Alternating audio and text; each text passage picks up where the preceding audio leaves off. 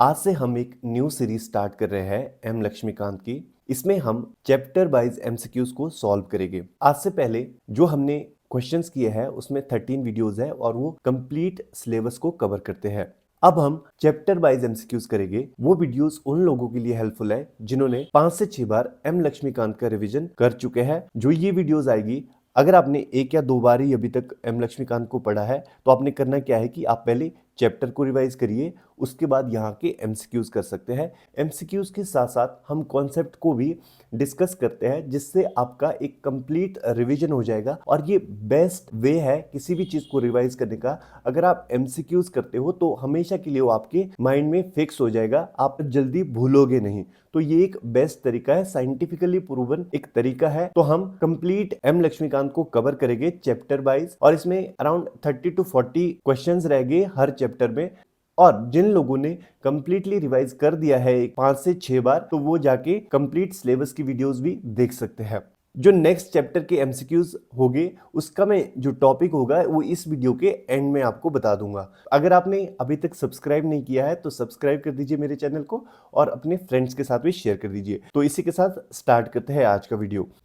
First question is, which of the following fundamental rights are guaranteed by the Indian Constitution under right to freedom? यहाँ पे बात हो रही है right to freedom की। जैसा हमें पता है right to freedom है from article 19 to 22। हमने यहाँ पे बताना कि कौन से rights right to freedom के अंडर आते हैं। First is right to assemble peacefully, second right to form associations, third right to strikes or effective bargaining, fourth right to life and personal liberty. So here correct answer is C, which is 1, 2 and 4 only. जो third statement यहाँ पे है right to strike और effective bargaining, ये एक fundamental right नहीं है under article 19 to 22। जो फर्स्ट टू राइट्स है वो अंडर आर्टिकल 19 है और जो फोर्थ है right to life and personal liberty that is under article 21 of the constitution. अब देखते हैं आर्टिकल 19 के अंडर 6 राइट्स हैं। इन 6 राइट्स को कैसे याद रखें। मान लेते आपने कुछ एक्सप्रेस करना था या आपने कुछ बताना था, तो वो है right to freedom of speech and expression. उसके लिए क्या किया आपने, एक असेंबली को बुलाया। So that is second right which is right to assemble peacefully and without arms. जब आपने एक असेंबली बुला ली तो आपने क्या किया, एक एसोसिएशन और यूनियन बना दिया। तो राइट टू फॉर्म एसोसिएशन और यूनियन। अब आपने एक यूनियन बना लिया, अब आप कहीं घूमने चले गए, ठीक है। That forms right to move freely throughout the territory of India, ठीक है। अब आप घूमने चले गए तो आपको लगा कि कहीं रुक सकते हैं, तो that form right to reside and settle in any part of territory of India. अब आप कहीं पे रह रहे हैं तो वहां पे आपको खाने पीने की जरूरत पड़ेगी, ऑल्दो पीना जरूरी नहीं है बट खाने की जरूरत तो पड़ेगी। So that forms your right to practise any profession और कैरी ऑन एनी ऑक्यूपेशन। तो ये है 6 राइट्स अंडर आर्टिकल 19। तो यहाँ पे करेक्ट आंसर सी हो जाएगा which is 1, 2 and 4। Next question is what do we mean when we say fundamental rights are not absolute. First is they can be repealed, second is they act as limitation on executives, third is they are subject to reasonable restrictions, and fourth is both A and C are correct. So here correct answer is C, which is they are subject to reasonable restriction. देखिए fundamental rights are not absolute, इसका मतलब है कि they are not subject to reasonable restrictions. इसका एक example ले लेते हैं। अगर किसी को एब्सोल्यूट फ्रीडम ऑफ एक्सप्रेशन दिया जाता है, so that can lead to defamation and incitement to an offence. तो इसलिए जो फंडामेंटल राइट्स है वो एब्सोल्यूट नहीं है, वहां पे कुछ रीजनेबल रिस्ट्रिक्शन को इम्पोज किया जाता है। एक और आपने टर्म सुना होगा that fundamental rights are not sacrosanct. इसका मतलब है that they can be repealed और modified by amending the constitution. Constitution में अमेंडमेंट से इन्हें रिपील या मॉडिफाई किया जा सकता है, ठीक है। आपको याद रखना है दैट फंडामेंटल राइट्स ना तो एब्सोल्यूट है और ना ही सैक्रोसेंट है। एक और है third term that is fundamental rights as the political right of people. इसका मतलब है फंडामेंटल राइट्स लिमिटेशंस है on executive's arbitrary power. And fourth term is fundamental rights are qualified. इसका मतलब है that one can move to supreme court और high court for their enforcement. Supreme court को approach कर सकते हैं under article 32 and high courts को approach कर सकते हैं under article 226। Next question is, consider the following statements. Due process of law provides for judicial scrutiny against arbitrary actions of executives only. Second statement is, the procedure established by the law provides judicial scrutiny against arbitrary action of both legislative and executive. Third statement is, Article 21 of the Indian Constitution explicitly mention the procedure established by law. सो हमें यहाँ पे बताना कि कौन सा statement correct है। यहाँ पे जो करेक्ट आंसर है that is C which is 3 only. इस क्वेश्चन को सॉल्व करने से पहले हमें ये समझना होगा कि ड्यू प्रोसेस ऑफ लॉ क्या है and procedure established by the law क्या है। तो हम इनको वन बाय वन डिस्कस करते हैं। पहले हम procedure established by law discuss करेंगे। आर्टिकल 21 में ये प्रोविजन है कि no person shall be deprived of his life or personal liberty except according to the procedure established by the law। और ये राइट अवेलेबल है दोनों के लिए, citizens as well as non citizens. जो एक्सप्रेशन है procedure established by the law वो article 21 में डिफरेंट है from the expression due process of law. और जो ड्यू प्रोसेस ऑफ लॉ है वो है अमेरिकन कॉन्स्टिट्यूशन में। इंडियन कॉन्स्टिट्यूशन में पहले ही अवेलेबल नहीं था, अब कब से इसे इंट्रोड्यूस किया गया है ये हम यहाँ पर डिस्कस करेंगे। पहले बात करते हैं प्रोसीजर एस्टेब्लिश्ड बाय लॉ। जैसा कि नाम से पता लग रहा है प्रोसीजर एस्टेब्लिश्ड बाय लॉ, इसका मतलब यह है कि जो लॉ लेजिस्लेचर ने बनाए हैं वो तभी वैलिड होंगे अगर इनको बनाने के लिए करेक्ट प्रोसीजर को फॉलो किया गया हो। और ये चेक करता है जुडिशरी। इनमें मेनली 3 टर्म को चेक किया जाता है। फर्स्ट है whether there is a law, second is whether the legislature is competent to frame the law, and third is whether it had followed the procedure laid down to legislate and would not excess the intent of the said law। यहाँ पे अगर executive को या legislature को किसी भी individual को उसकी पर्सनल लिबर्टी या लाइफ से डिप्राइव करना है तो जुडिशरी ये देखती है कि वहाँ पे लॉ है, और सेकंड नंबर पे ये देखती है कि जो लेजिस्लेचर है जो ये लॉ बना रहा है वो कॉम्पिटेंट है क्या उस लॉ बनाने के लिए। क्योंकि हमने देखा है कुछ ऐसे सब्जेक्ट्स है जिन पे स्टेट लेजिस्लेचर लॉ बना सकती है और कुछ ऐसे सब्जेक्ट है जिन पे पार्लियामेंट लॉ बना सकती है। तो जो अथॉरिटी लॉ बना रही है वो उस लॉ को बनाने के लिए कॉम्पिटेंट है। और थर्ड में ये देखती है कि जो प्रोसीजर एस्टेब्लिश्ड है इन कॉन्स्टिट्यूशन में क्या उस प्रोसीजर को फॉलो किया गया है। अगर ये तीनों कंडीशन को मीट करता है तो वो एक लॉ वैलिड होता है और उस लॉ के थ्रू किसी भी इंडिविजुअल को एग्जीक्यूटिव पर्सनल लाइफ और लिबर्टी से डिप्राइव कर सकते हैं। जबकि दूसरी साइड हम देखते हैं जो ड्यू प्रोसेस ऑफ लॉ है उसमें ये तीनों चीजें तो चेक की ही जाती है और उसके साथ ड्यू प्रोसेस ऑफ लॉ ये भी देखता है कि जो लॉ बना है वो fair, just and not arbitrary है। आई होप आपको ये दोनों कॉन्सेप्ट क्लियर हो गए होंगे। जो ड्यू प्रोसेस ऑफ लॉ है वो एक फेयर ट्रीटमेंट देता है इंडिविजुअल के राइट्स को। अब वापस आते हैं क्वेश्चन में।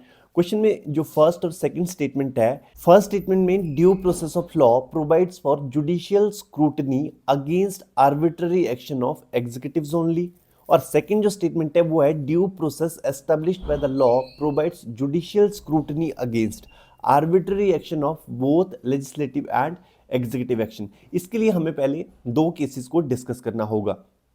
फर्स्ट केस है द गोपालन केस। इसमें सुप्रीम कोर्ट ने आर्टिकल 21 का एक नैरो इंटरप्रिटेशन लिया था और कहा था कि जो आर्टिकल 21 के अंडर प्रोटेक्शन है वो अवेलेबल है only against arbitrary action of executive and not extended to the arbitrary action of legislature.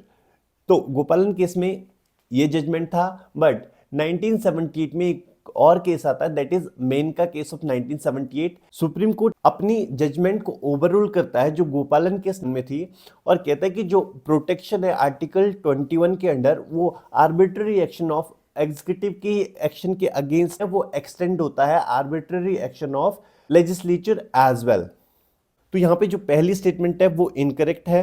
जो ड्यू प्रोसेस ऑफ लॉ के अंडर प्रोटेक्शन है वो दोनों के आर्बिट्ररी एक्शन के अगेंस्ट है, executive as well as legislature. Second statement है the procedure established by the law provides judicial scrutiny against arbitrary action of both legislative and executive. ये statement incorrect है। जो हम पहले सुप्रीम कोर्ट की judgement थी, जो procedure established by the law है वो प्रोवाइड करता है protection only against executive action, ना कि लेजिस्लेटिव एक्शन। लेजिस्लेटिव कोई भी लॉ बना सकता है जब तक वो एक करेक्ट प्रोसीजर को फॉलो कर रहा है। तो यहाँ पे करेक्ट आंसर हो जाता है 3 which is C. Next question is the supreme court is bound to declare a law as invalid if it violates fundamental rights, directive principle of state policy, fundamental duties. और हमें यहाँ पे बताना कि कौन सा करेक्ट है by using the codes. So here correct answer is A which is 1 only. अगर फंडामेंटल राइट्स को कोई भी लॉ वायलेट करता है तो उसे सुप्रीम कोर्ट इनवैलिडेट डिक्लेयर कर देता है। ये प्रोविजन है under article 13। Article 13 declares that all laws that are inconsistent here means not compatible or in derogation। in derogation का मतलब है जो partially repeal करते हो या abolish करते हो किसी भी fundamental right को, उसे सुप्रीम कोर्ट void डिक्लेयर कर देता है। void मतलब invalid डिक्लेयर कर देता है। आर्टिकल 13 प्रोवाइड्स करता है for doctrine of judicial review. Supreme Court ने केशवानंद भारती केस 1973 में ये कहा है कि अगर कोई भी कॉन्स्टिट्यूशनल अमेंडमेंट जो वायलेट करती है फंडामेंटल राइट्स को, उन फंडामेंटल राइट्स को जो बेसिक स्ट्रक्चर का पार्ट है, तो उस कॉन्स्टिट्यूशनल अमेंडमेंट को इनवैलिड डिक्लेयर किया जा सकता है। अब यहाँ पे directive principle of state policy and fundamental duties भी है सेकंड और थर्ड पे। डीपीएसपीज और फंडामेंटल ड्यूटीज है वो नॉन जस्टिसेबल है, इनके इन्फोर्समेंट के लिए कोर्ट में नहीं जा सकते हैं। Next question is consider the following pairs. First, Shankar Prasad case, parliament can abridge any of the fundamental rights. Second, Kesavananda Bharati case, evolution of basic structure doctrine. Third is Minerva mill case, fundamental rights and directive principle should be balanced. हमें यहाँ पे बताना कि कौन सा correctly match कर रहा है। So here correct answer is D which is 1, 2 and 3। अब हम इन सारे केसेस को डिस्कस करते हैं one by one. Shankar Prasad case 1951, first constitutional amendment act को चैलेंज किया गया सुप्रीम कोर्ट में, जिसमें यह कहा गया कि पार्लियामेंट अंडर आर्टिकल 368 क्या फंडामेंटल राइट्स को भी अमेंड कर सकती है क्या। तो सुप्रीम कोर्ट में इसका ये डिसीजन था कि जो पार्लियामेंट की अमेंडिंग पावर है अंडर आर्टिकल 368 जिसमें कॉन्स्टिट्यूशन को अमेंड किया जा सकता है, उसके अंडर पार्लियामेंट फंडामेंटल राइट्स को भी अमेंड कर सकती है। जो वर्ड है आर्टिकल 13 में लॉ, वो ऑर्डिनरी लॉज के लिए है, ना कि कॉन्स्टिट्यूशनल अमेंडमेंट को इसमें इंक्लूड करता है। इसमें जो जजमेंट था सुप्रीम कोर्ट का वो ये था कि पार्लियामेंट थ्रू कॉन्स्टिट्यूशनल अमेंडमेंट किसी भी फंडामेंटल राइट्स को हटा सकती है, उससे आर्टिकल 13 के अंडर इनवैलिडेट डिक्लेयर नहीं किया जाएगा। सेवंथ कॉन्स्टिट्यूशनल अमेंडमेंट एक्ट 1964 को 1967 में चैलेंज किया जाता है, जिसने इस अमेंडमेंट के अंडर कुछ स्टेट के एक्ट से जिनको शेड्यूल 9 में रखा गया था उसे चैलेंज किया जाता है। सुप्रीम कोर्ट पहला डिसीजन था शंकर प्रसाद केस 1951 में, उसे ओवररूल करता है गोलकनाथ केस 1967 में। इसमें सुप्रीम कोर्ट की ये रूलिंग होती है कि फंडामेंटल राइट्स को एक सुपरनैचुरल और immutable which is unchanging over time और unable to be changed status दिया गया है। सो पार्लियामेंट उन्हें एवरेज और टेक अवे नहीं कर सकती है। और जो कॉन्स्टिट्यूशनल अमेंडमेंट होती है वो भी आर्टिकल 13 के अंडर लॉ है। जो पहले शंकर प्रसाद केस 1951 का रूलिंग था उसको ओवररूल करता है गोलकनाथ केस में सुप्रीम कोर्ट, और कहता है कि जो पार्लियामेंट है फंडामेंटल राइट्स को एवरेज और टेक अवे नहीं कर सकता है और उसे वैलिडेट डिक्लेयर किया जाएगा अंडर आर्टिकल 13 में। पार्लियामेंट गोलकनाथ केस में सुप्रीम कोर्ट का जजमेंट आता है, उसमें रिएक्ट करता है और एक 24th अमेंडमेंट एक्ट 1971 बनाता है, जिसमें अमेंड करता है article 13 and as well as article 368। इन दोनों आर्टिकल को अमेंड किया जाता है अंडर 24th अमेंडमेंट एक्ट 1971। ये डिक्लेयर किया जाता है कि पार्लियामेंट अंडर आर्टिकल 368 किसी भी फंडामेंटल राइट्स को एब्रिज्ड और टेक अवे कर सकता है और इस एक्ट को एज अ लॉ कंसिडर नहीं किया जाएगा under article 13। Supreme court under Kesavananda Bharati case 1973 में सुप्रीम कोर्ट अपहेल्ड करता है इस कॉन्स्टिट्यूशनल अमेंडमेंट को और कहता है कि पार्लियामेंट के पास पावर है टू एब्रिज और take away any of the fundamental right, और सुप्रीम कोर्ट यहाँ पे एक डॉक्ट्रिन को ले डाउन करता है। The name of the doctrine was basic structure. Supreme court कहता है कि आप किसी भी फंडामेंटल राइट्स को अमेंड कर सकते हैं या टेक अवे कर सकते हैं, बट जो फंडामेंटल राइट्स होगा वो बेसिक स्ट्रक्चर का पार्ट नहीं होना चाहिए। मिनर्वा मिल केस 1980 में सुप्रीम कोर्ट डिक्लेयर करता है कि जो जुडिशियल रिव्यू है वो एक बेसिक फीचर है। अभी तक सुप्रीम कोर्ट सिर्फ उन लॉ को जुडिशियल रिव्यू के अंडर चेक कर सकता था जो फंडामेंटल राइट्स को वायलेट करते थे, बट जुडिशियल रिव्यू को as a basic feature declare कर दिया जाता है। तो अब के बाद सुप्रीम कोर्ट उन सभी लॉ का जुडिशियल रिव्यू कर सकता है जो पार्लियामेंट के द्वारा बनाए गए हो। और यहाँ पे सुप्रीम कोर्ट ये भी कहता है कि जो इंडियन कॉन्स्टिट्यूशन है that is founded on the bedrock of balance between fundamental rights and directive principles. Next question is, consider the following statements. Only Parliament shall have the power to make laws restricting the application of fundamental rights to members of armed forces. Second is, both Parliament and state legislatures shall have power to make laws for prescribing punishment for offences such as traffic in human beings and forced labors. तो हमें यहाँ पे बताना है कि कौन सा statement correct है। So here correct answer is A, which is one only. First statement है वो प्रोविजन है अंडर आर्टिकल 33 और इसमें लॉज पार्लियामेंट ही बना सकता है to restrict the application of fundamental rights to member of armed forces. So first statement here is correct. Second statement जो है वो इनकरेक्ट है। देखिए जो अंडर आर्टिकल 16, 17, 23 एंड 32 इसमें भी सिर्फ पार्लियामेंट ही लॉ बना सकता है, स्टेट लेजिस्लेचर के पास इसमें लॉ बनाने की पावर नहीं है। So here correct answer is A which is one only. Which of the following culture and educational rights are guaranteed by the constitution for the protection of the interest of minorities? First is right to establish and administer educational institution of their choice. Second is right to conserve language, script and culture of their own. Third is right to impart education to their children in their own language. Select the correct answer using the code given below. So here correct answer is D, which is 1, 2 and 3. Article 29 provides that any section of the citizens residing in any part of India having a distinct language, script or culture of its own shall have the right to conserve the same. Article 29 protection grants करता है दोनों ही religious minority as well as linguistic minorities, और जो ये rights है वो आते हैं under article 30। Next question is which of the following cases may be considered as violation of fundamental rights guaranteed under article 19? First is prohibiting women from opening up a new IT office. Second is forcing people from certain castes to perform traditional occupations.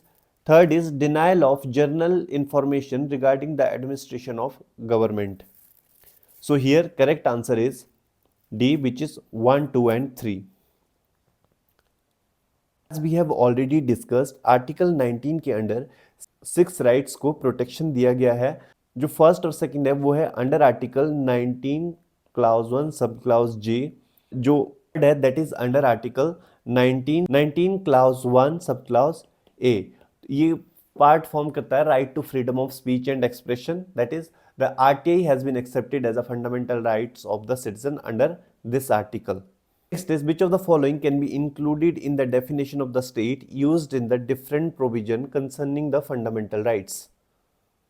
First is public sector bank, second electricity board, third is district planning board. So here correct answer is D, which is all of the above. कौन सी authority form करेगी state का part, उसे define किया गया है under article 12। Next is consider the following statement regarding article 13 of the Indian constitution. The power of judicial review of the Supreme Court and High Court is derived from it. Next is Article 13 exempts all constitutional amendment acts from judicial review. So here correct answer is A, which is 1 only. Statement, the power of judicial review of the Supreme Court and High Court is derived from Article 13. This statement is correct as Article 13 declares that all the laws that are inconsistent or in derogation with any of the fundamental rights shall be void. और in other words it provides for the doctrine of judicial review, और ये power supreme court under article 32 and high courts under article 226। Second statement, Article 13 exempt all constitutional amendment acts from judicial review. Add किया गया है through 24th constitutional amendment act in 1971। Supreme Court ने Keshavananda Bharati case में ये कहा गया कि अगर कोई भी लॉ वायलेट करता है उन फंडामेंटल राइट्स को जो पार्ट फॉर्म करते हैं बेसिक स्ट्रक्चर का, तो उसे चैलेंज किया जा सकता है थ्रू जुडिशियल रिव्यू। सो यहाँ पे सेकंड स्टेटमेंट इनकरेक्ट हो जाता है, यहाँ पे ए करेक्ट है विच is one only. Next question is, which of the following is are the features of fundamental rights guaranteed by the Indian constitutions? They are absolute and sacrosanct. They are available against the arbitrary actions of state only. They are enforceable only in high courts and Supreme Court. Here correct answer is A, which is 3 only. As we have already seen that fundamental rights are not absolute and not sacrosanct. So first statement incorrect हो जाता है. Second is they are available against the arbitrary actions of state only. The maximum of them are available against the arbitrary action of state, but there are also fundamental rights which are available against the arbitrary actions of private individual. So second statement यहाँ पे incorrect हो जाता है, third statement correct है। So correct answer A which is 3 only. Which of the following are the rights of the accused of a criminal offense as guaranteed by the Indian Constitution? No person would be punished for the same offense more than once. Second statement है, no person shall be asked to give evidence against himself or herself. Third statement is, no criminal law shall declare any action as illegal from back date. So here correct answer is D, which is 1, 2 and 3. Article 20 grants करता है protection against arbitrary and excessive punishment to accused person, चाहे वो citizen हो या foreigner हो या फिर कोई लीगल पर्सन हो लाइक कंपनी और कॉरपोरेशन। ये इंश्योर करता है एक फेयर ट्रायल। कॉन्स्टिट्यूशन ने 3 राइट्स दिए हैं। First is no double jeopardy, which means no person would be punished for the same offense more than once. So first statement is correct. Second is no ex post facto law, which means no criminal law shall be declared any action as illegal from back date. जबकि civil law को back date से implement किया जा सकता है, criminal law को back date से implement नहीं किया जा सकता। So third statement is also correct. And number third is no self-incrimination, which means no person shall be asked to give evidence against himself or herself. Next is right to equality granted under Part 3 of the Indian Constitution. It aims to establishing social equality. It provides for reservation of seats for SC, ST in Parliament and state legislature. Which of the following statements are correct? So here correct answer is A, which is 1 only.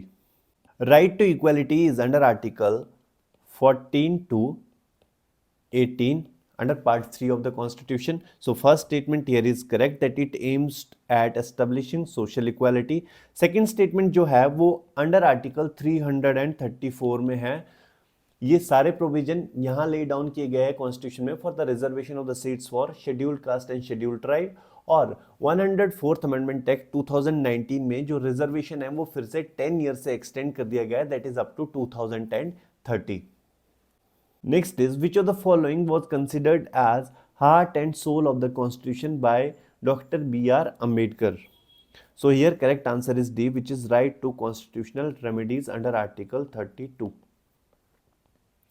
Next question is, which of the following is not correct with reference to the rights guaranteed under right to freedom of religion?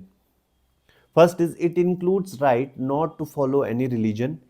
It is subjected to limitation in order to protect public order, morality and health.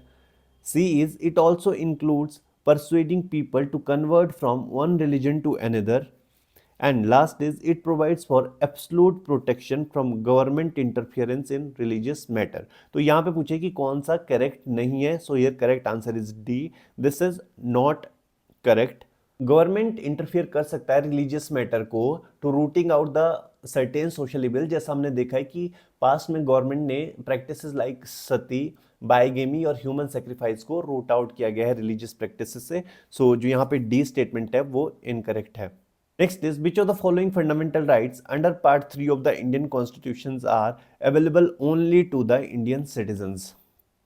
First is right to elementary education, right to freedom of speech and expression, right against discrimination on grounds of religion, race, caste, sex or place of birth. Select the correct answer given using the code given below. So here correct answer is C, which is 2 and 3 only.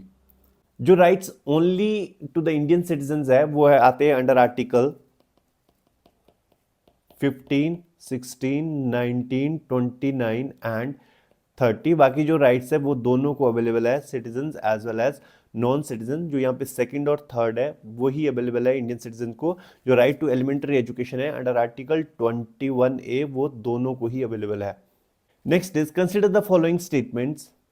Fundamental rights can be amended by the Parliament only through a Constitutional Amendment Act. Second is, any amendment to fundamental rights require a special majority of Parliament along with the consent of half of the state legislature. Which of the following statement is are correct? So here correct answer is A, which is one only. सिर्फ parliament ही amend कर सकती है fundamental rights को, and that two is only through constitutional amendment act. यहाँ पे state की consent की है वो कोई जरूरत नहीं है फंडामेंटल राइट्स को अमेंड करने के लिए। सो यहाँ पे जो फर्स्ट स्टेटमेंट है वही करेक्ट है। Which of the following is are correct in the context of rights in a democracy? First is rights are responsible claims of persons recognized by society and sanctioned by law. Second is rights protect minorities from oppressions of majority.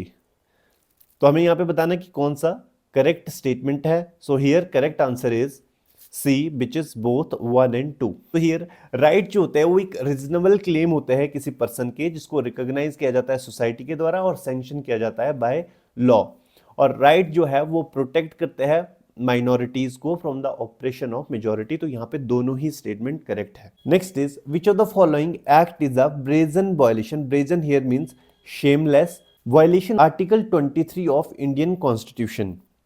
First statement is a state government teacher ordered by the concerned government to engage in social but non teaching activities.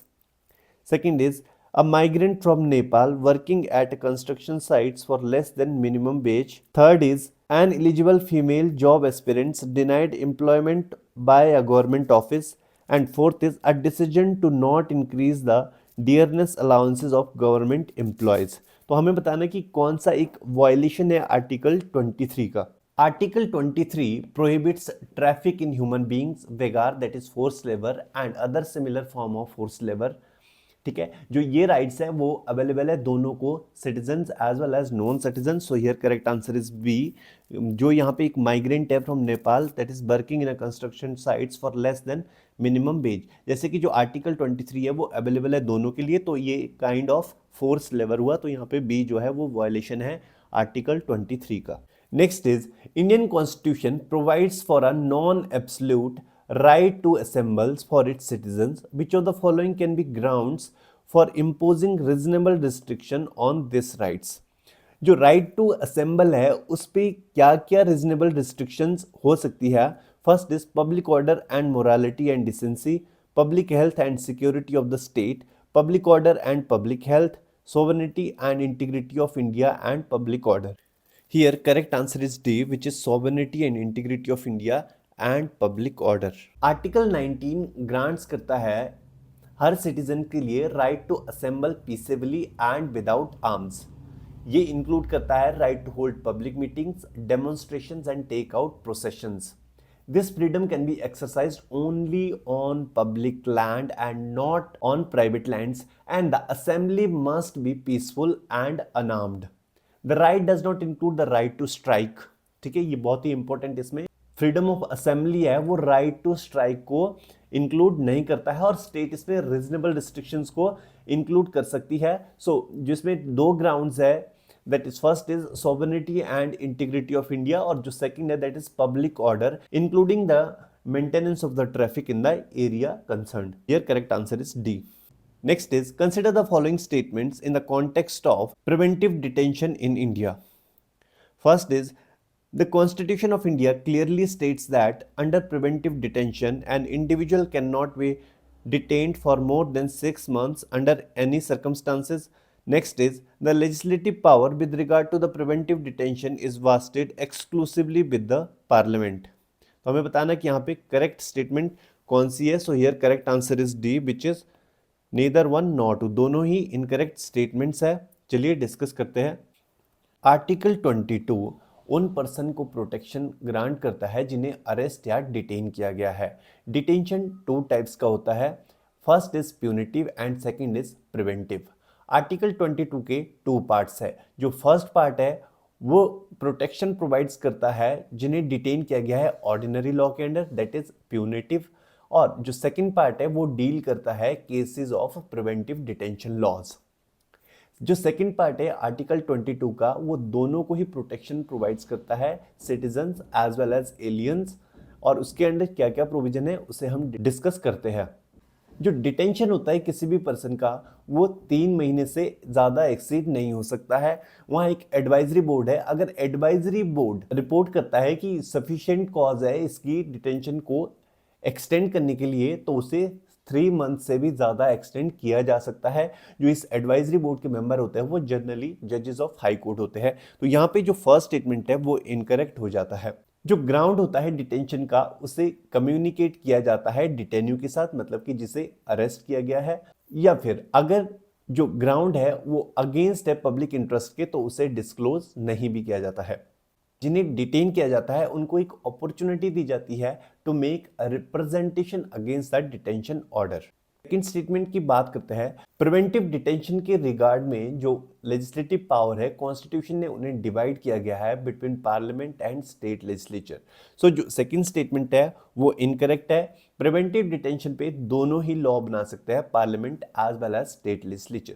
But कुछ ऐसे subject है जिनको exclusively parliament को authority दी गई है, subject related to या matter related to आप कह सकते हो with defence, foreign affairs and security of India.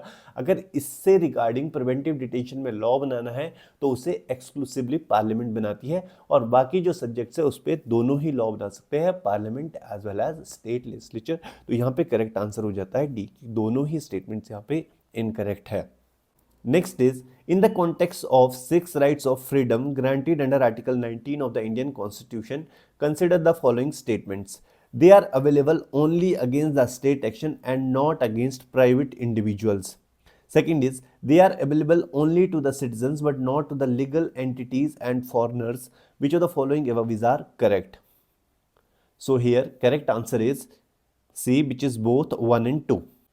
As we know, originally Article 19 contained 7 rights, but जो एक राइट था, right to acquire, hold and dispose of property, उसको delete किया गया था 44th अमेंडमेंट एक्ट 1978 में.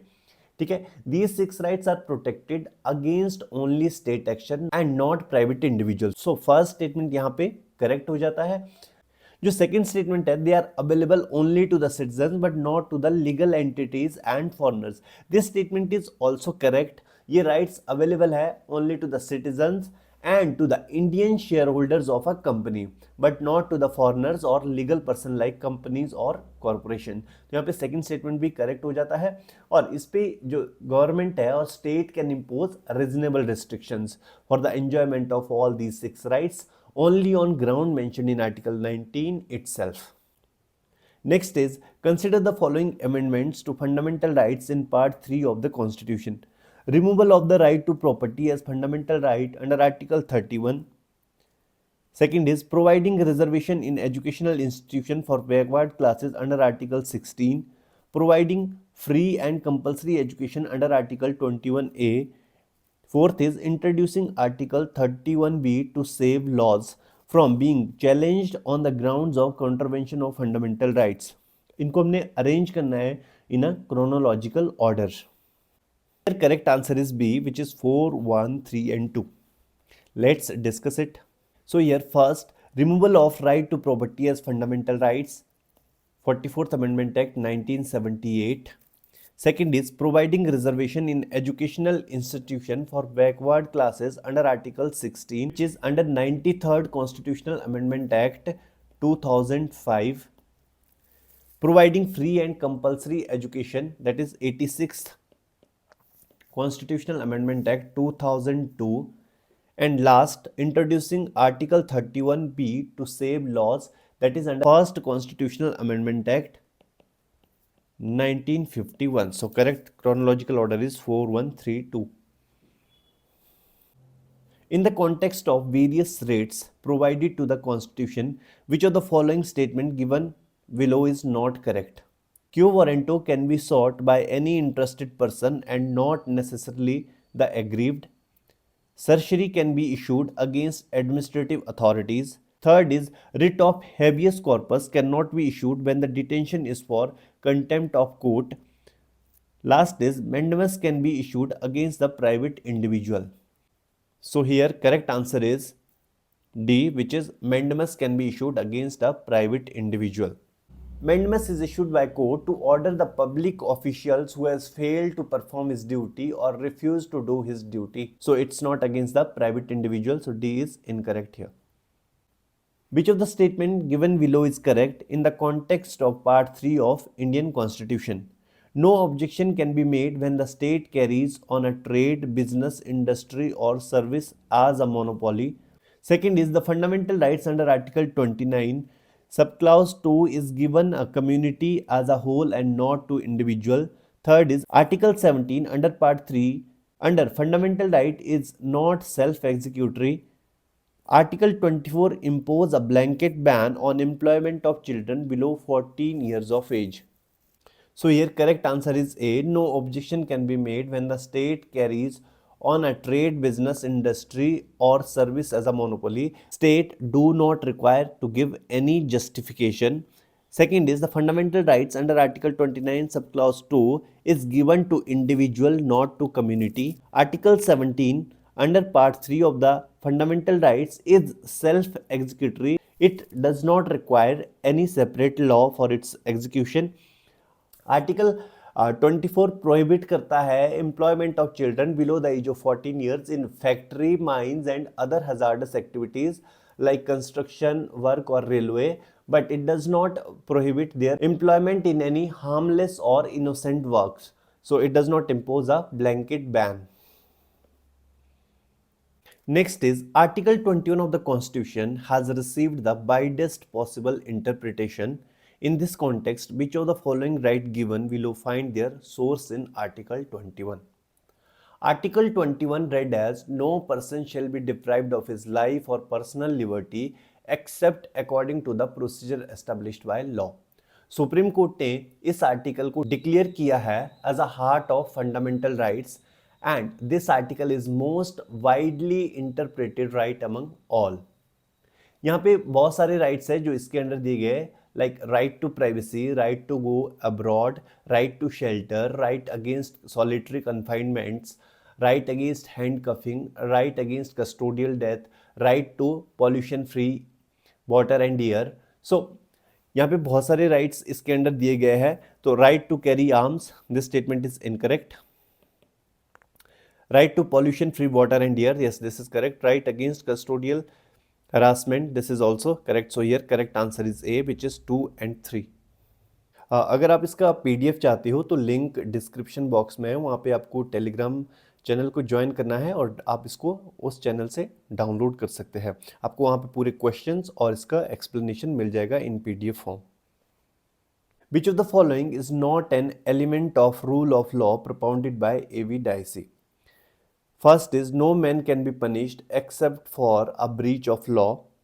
Equal subjugation of all citizens to the ordinary law of the land administered by the ordinary law court. No titular head of the state, that is the head of the state is the head of the government. Primacy of the rights of an individual, that is constitution is the result of the rights of the individual. So here correct answer is C, which is no titular head of the state, that is head of the state is the head of the government. This statement is not correct. Next question is, with reference to right to constitutional remedies, consider the following statements. First is, an aggrieved person can approach the Supreme Court under right to constitutional remedies if any of the constitutional rights are violated. Second statement is, the right to constitutional remedies cannot be amended by the Parliament. सो हमें यहाँ पे बताना है कि कौन सा statement correct है। So here correct answer is B which is 2 only. जो फर्स्ट स्टेटमेंट है वो इनकरेक्ट है क्योंकि यहाँ पे लिखा है for the violation of the any of the constitutional right. Constitutional right के लिए डायरेक्टली सुप्रीम कोर्ट अप्रोच नहीं किया जा सकता है। हाँ, अगर फंडामेंटल राइट्स को वायलेट किया जाता है तो उसके लिए वो डायरेक्टली अप्रोच कर सकता है सुप्रीम कोर्ट को under article 32 of the constitution. Next is, which of the following are included under the term law in Article 13 of the Indian Constitution? Ordinance, delegated legislation, government orders. Yes, all threes are included as law under Article 13 of the Indian Constitution. So here correct answer is C. Consider the following parliamentary law prescribing residence within a state as requirement for employment, state prescribing knowledge of the language as a criteria. Third statement is a law requiring that the incumbent of an office in connection with the religious institution shall be a person professing or belonging to the same religion. Which of the following statement given above violates Article 16 of the Indian Constitution? First statement here is correct. Parliamentary law prescribing residence within a state as a requirement for employment. Second statement, state prescribing knowledge of a language is a criteria. Yes, state government can do so. So second is also correct. Third statement is incorrect and this is the violation of Article 16. कोई भी जो person होता है वो particular religion का नहीं हो सकता है, किसी भी रिलीजन का जो है वो हो सकता है. So here correct answer is A, which is 1 and 2 only. Next is, which of the measures given is are violative of the right to freedom provided under Part 3 of the Indian Constitution? Restricted the movement of sex workers. Second is regulation of the entry of outsider into the tribal areas. Third is ban on the settlement of the habitual offenders in certain areas. Select the correct answer using the codes. So here correct answer is D, which is none. देखिए ये supreme court का direction है on the health matters. जो sex workers है restriction लगाया जा सकता है उनके मूवमेंट पे to stop the spreads of diseases like HIVs. And second is regulation of the entry of the outsider into the tribal area. To maintain the identity of the tribal area or to preserve the identity, a ban can be imposed on the outsider. So this is also correct. Ban on the settlements of habitual offenders in certain area. This statement is also correct and this is not the violation of right to freedom. So here correct answer is D, which is none of the above. Next is, who among the following does not enjoy protection against arrest and detention under Article 22 of the Constitution? Friendly aliens, enemy aliens, both A and B, none of the above. So here correct answer is B, which is enemy aliens. Enemy aliens को detention में कोई protection नहीं है under article 22. यहाँ पे protection मिलता है citizens as well as non citizens under provision second of the article 22. So here correct answer is B. So ये थे सारे क्वेश्चंस फंडामेंटल राइट से रिलेटेड. ये पार्ट 1 है. हम कुछ दिनों बाद पार्ट 2 भी लेकर आएंगे जिसमें और क्वेश्चन जो बच गए हैं या फिर एक सेकंड रिवीजन जो होगा वो हम करेंगे. जो नेक्स्ट टॉपिक होगा that is directive principle of state policies. इस पे 2 या 3 दिन के बाद वीडियो आएगा तो आप उसको अच्छे से रिवाइज कर लो ताकि आप सॉल्व कर सको क्वेश्चन. बाकी आपको ये क्वेश्चंस कैसे लगे, आपका पूरा रिवीजन हुआ कि नहीं हुआ, या कुछ टॉपिक्स जो छूट गए हैं फंडामेंटल राइट्स के उससे हम नेक्स्ट वीडियो में इंक्लूड कर देंगे और फिर से एक बार सेकंड रिवीजन जो होगा उसको करेंगे. और इसी तरह से हम चैप्टर वाइज वीडियोस अपलोड करेंगे और आपका जो है पूरा रिवीजन और पूरा सिलेबस जो है वो कवर करेंगे.